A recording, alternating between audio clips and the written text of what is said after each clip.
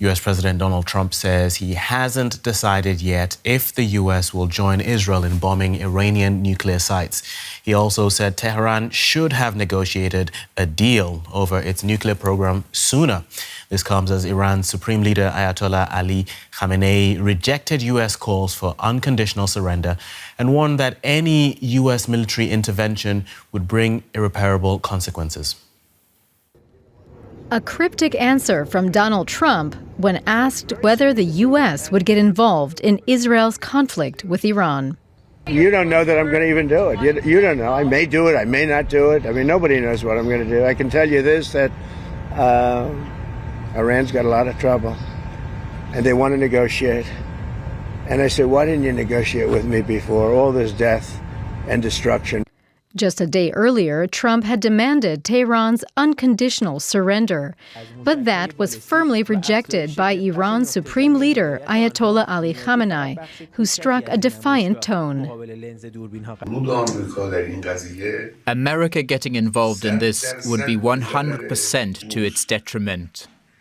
The damage it would suffer would be much greater than what Iran may suffer.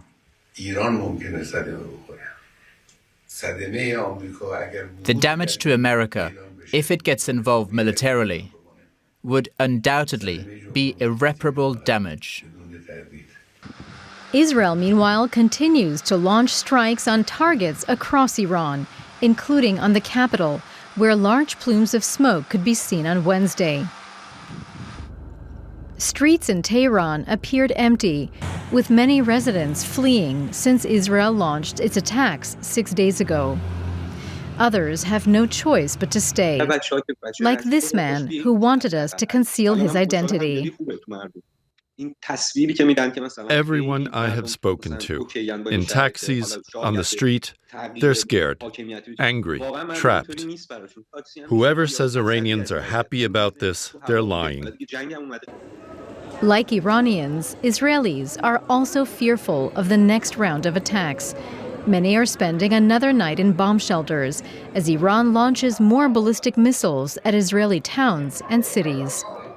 Despite Israel's extensive air defenses, several Iranian missiles could not be intercepted and hit residential areas, causing casualties and major damage.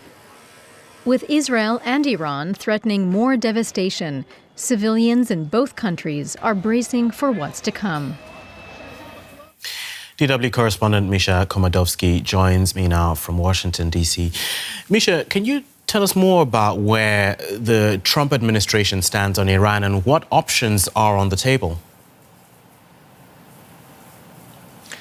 Well, the answer here is still unfolding, but we are starting to get a clear picture, even though it remains quite ambiguous. President Trump held a National Security Council meeting on Iran, his second in just 2 days. And according to the Wall Street Journal, citing 3 unnamed sources, he presumably told advisors he had approved strike plans, but was holding off to see if Iran backs down from its nuclear program.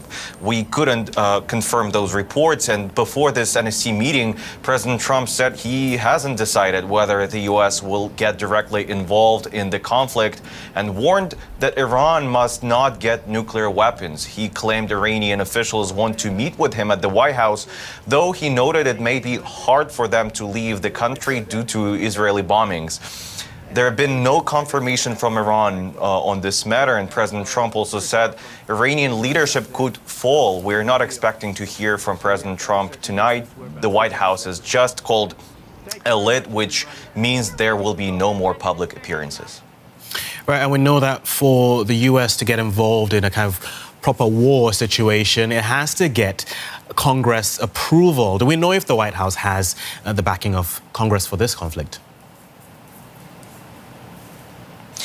Well, when it comes to congressional support, the picture gets complicated. A bipartisan group of U.S. lawmakers is trying to block President Trump from sending troops to war with Iran without their approval.